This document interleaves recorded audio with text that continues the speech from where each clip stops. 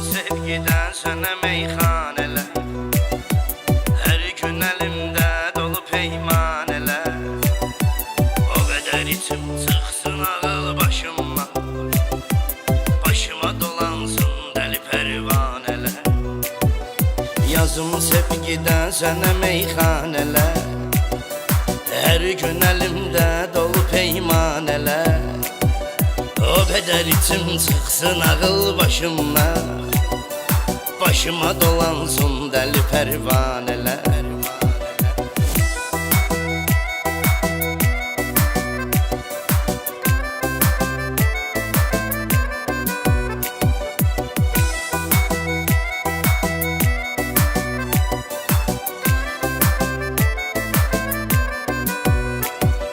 Mənim tek eşkdən avvarə gəzərsən, mən olmaram dərdə çarə gəzərsən.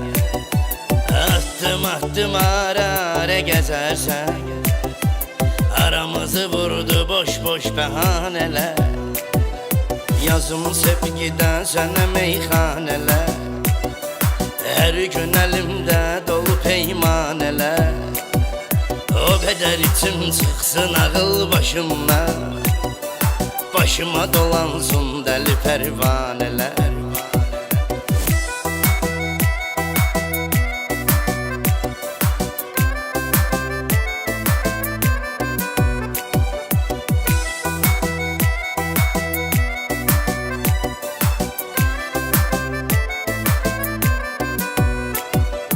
Gözlerin güzeldi göz ve vurğunum, əsas odur ki yar sənə mən uyğunum.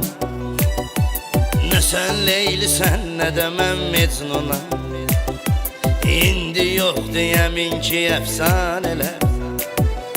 Yazım sevgidən sənə meyxanələr, hər gün əlimdə dolu peymanelər. O kadar içim çıksın ağıl başıma, başıma dolansın deli pervaneler.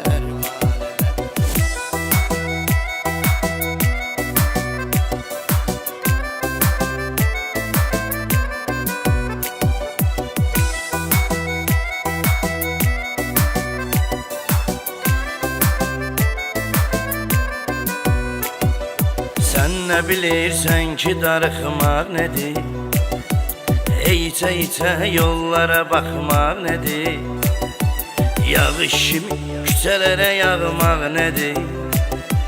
Anlayar ancaq məni tək tanələr. Yazım sevgidən sənə meyxanələr, hər gün əlimdə dolu peymanelər. O kadar içim çıksın ağıl başıma, başıma dolansın deli pervaneler.